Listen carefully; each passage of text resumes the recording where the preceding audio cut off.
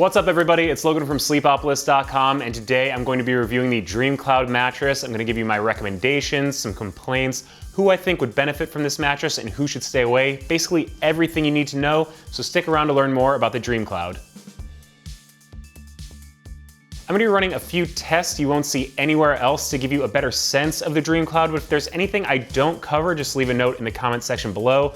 Now, a few things right off the bat. I previously reviewed the DreamCloud in 2018. It's a really tall bed-in-a-box hybrid with a solid build, and it recently made my list of best mattresses for stomach sleepers. But enough about that, let's jump in and check out the feel of the DreamCloud mattress. Now, the DreamCloud provides really great support in my opinion, with the firmness somewhere in that 7 to 7.5 out of 10 range. When I was lying on my back, I definitely felt more on top of the mattress. My weight's pretty evenly distributed in this position. I definitely felt like it was doing a good job of keeping my spine line in a good position. There are some softer foams on top, so I could feel my hips sink in a little bit, but even so, I wasn't stuck in the mattress in any way. There's good bounce to it, and I was able to change positions really easily. Now, once I rolled onto my side, I want to be really conscious of where pressure points are forming, especially at places like the shoulders and the hips, two problem areas for a lot of side sleepers. Now, we're going to take a closer look at pressure later on in the review, but I did just want to point out that I could feel my shoulder get a little bit more jammed up. I think it's probably okay for a lot of combo sleepers if you just kind of roll onto your side, because there are softer foams on top of the DreamCloud, but because it is a little bit on the firmer side, if you're someone who really is looking to sink deeper into the mattress, this probably isn't the choice for you. Now, rolling onto my stomach, it's kind of the opposite of what side sleepers are looking for. You're looking for really strong support to help keep your hips from sinking into the mattress and keep your spine aligned in a good position. I think the DreamCloud did a really good job of that for me. I'm personally a stomach sleeper, and I found it to do a really good job of keeping my hips from sinking too far into the mattress, and I was really comfortable on my stomach. Now, the first test that I run on any mattress that I review is the pressure map test. Basically, instead of just describing the feel of the mattress to you, I want to give you a visual representation of where pressure points might form while lying on the DreamCloud. So to do that, I place a pressure map on top and I lie on it in a few different positions, and you're going to see the results next to me ranging from blue for low pressure to red for high pressure. Now, as I start out on my back, my weight's pretty evenly distributed in this position, so you can see that it's mostly blue across the board. That's pretty much the case for most mattresses that I test, definitely bed-in-a-box mattresses, so nothing really out of the ordinary here for the DreamCloud. Once I turn onto my side though, you can see that it is starting to get into that green or even yellow region in certain areas. That is kind of what I was expecting to see. Like I said before, this is a firmer mattress in my opinion, and a lot of firmer mattresses can cause issues with pressure points for side sleepers because of that higher weight concentration over a lower surface area. So if you are a side sleeper, you might want to just be conscious of that fact with firmer mattresses.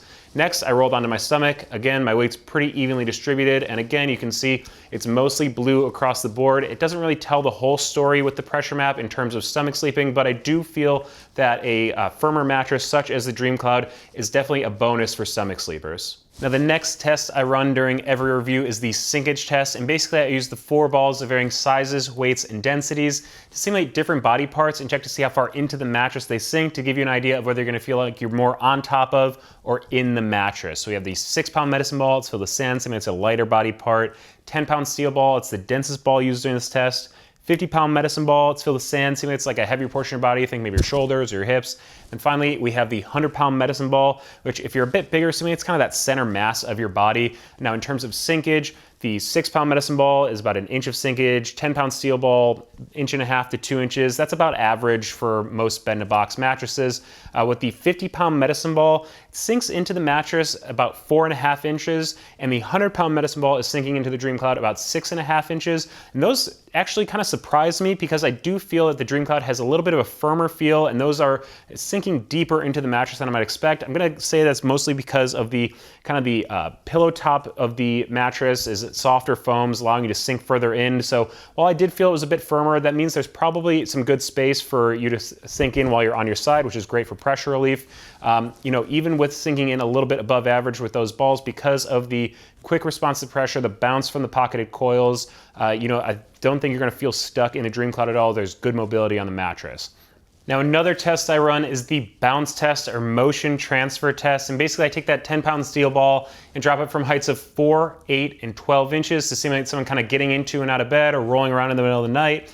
And on the other side of the bed where someone might be sleeping, I put a seismometer which measures disturbance transferred across the mattress. Now, I was pretty impressed with the results of the motion transfer test. With a bouncy mattress with good mobility, I expect there to be a lot of disturbance transferred, but the DreamCloud does a really nice job of isolating motion transfer. So if you do sleep with someone who tends to get up during the middle of the night or changes positions all the time, on the other side of the mattress, I think you'll be okay and you won't be too disturbed. Now, to give you a better idea of the materials used in the construction of the DreamCloud, I've cut open the back of the mattress here, but please just take my word for it, you will ruin your warranty if you try this on your own version.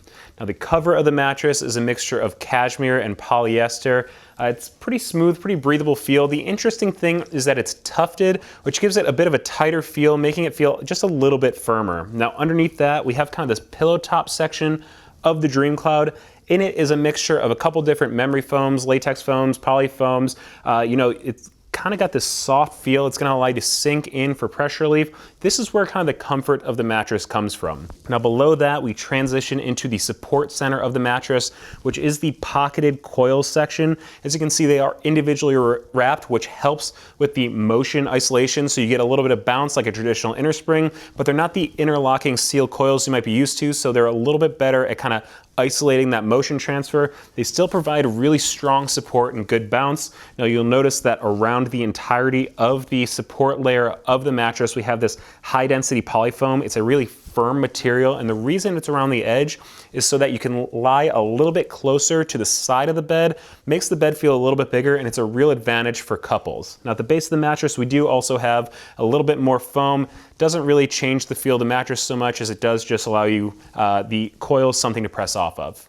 Now, if you're checking out mattress reviews online, I'm sure the DreamCloud's not the only one you're looking at, so I wanted to talk about a few of the DreamCloud's competitors. I'm going to start with the Nectar mattress, which is an all-foam, bed-in-a-box mattress that leans heavy on the use of memory foam, as opposed to the bounce of the DreamCloud, which makes you feel a little bit more on top of the mattress. You'll definitely feel more sunk into the Nectar.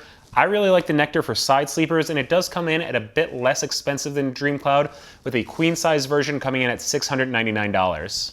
Next up is the Safa mattress, which is a traditional inner spring mattress as opposed to DreamCloud's bed-in-a-box hybrid design. It has really nice bounce to it thanks to its coil-on-coil design, and it comes in 3 different firmness levels, with the medium being the most comparable to the DreamCloud. Now the queen size comes in at $1,100. That's a really quick comparison between the Safa and DreamCloud, and if you're looking for more information, you can check out my full comparison by Googling Sleepopolis, Safa versus DreamCloud. Now, I really like the DreamCloud mattress, and some of the reasons I think it would really benefit you as a sleeper is if you are a back and stomach combo sleeper. Now, I think it has really great support with the firmness coming in at like 7, 7.5 out of 10 range, which is great for keeping your spinal line in a good position. And also there's really good mobility, so you'll be able to change positions without feeling stuck in the mattress. I also think the DreamCloud is a great choice for couples. We saw really great performance on the motion transfer test, so it did a really good job of isolating motion, which is nice if you sleep with a kind of a restless partner there. And also it has great edge support, which is nice so you can sleep a little bit closer to the edge without worrying about collapsing the bed. Just makes the bed feel a little bit bigger. And finally, I would recommend it because it's got a luxury feel. Now it comes in at a pretty reasonable price, but it also has that kind of luxury mix of nice support and pressure relief on the mattress.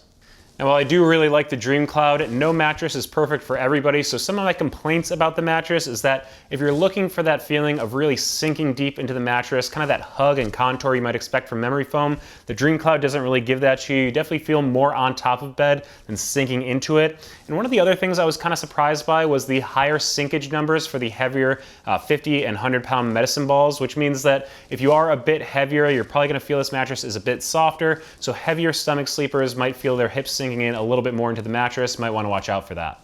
Now, if you've made it this far into the review and you've decided that the DreamCloud is the mattress for you, I want to give you a little bit of purchasing information. The trial period for the DreamCloud is 365 nights, so you get to have the mattress in-home up to a year, deciding whether or not it's the right mattress for you. In terms of a warranty, they have what's called an Everlong warranty. You'll want to check out exactly what that covers on the DreamCloud website, but it's definitely longer than the kind of average 10-year bed-in-a-box warranty we see a lot in this market. Now, it will ship for free, and it does arrive compressed in a box. I do want to say that I think you would want some help setting up the mattress. It's definitely at least a 2-person job. In terms of price, the queen-size version of the DreamCloud comes in at about $1,300. Financing is available. So that's it for my review of the Dream Cloud. If there's anything I missed, just leave a note in the comment section below. If you haven't already, please subscribe to the Sleepopolis YouTube channel as we're gonna keep putting out more reviews. And be sure to follow us on Facebook and Twitter so you don't miss any of our giveaway announcements or sleep news. And make sure you check out sleepopolis.com for all of your sleep needs.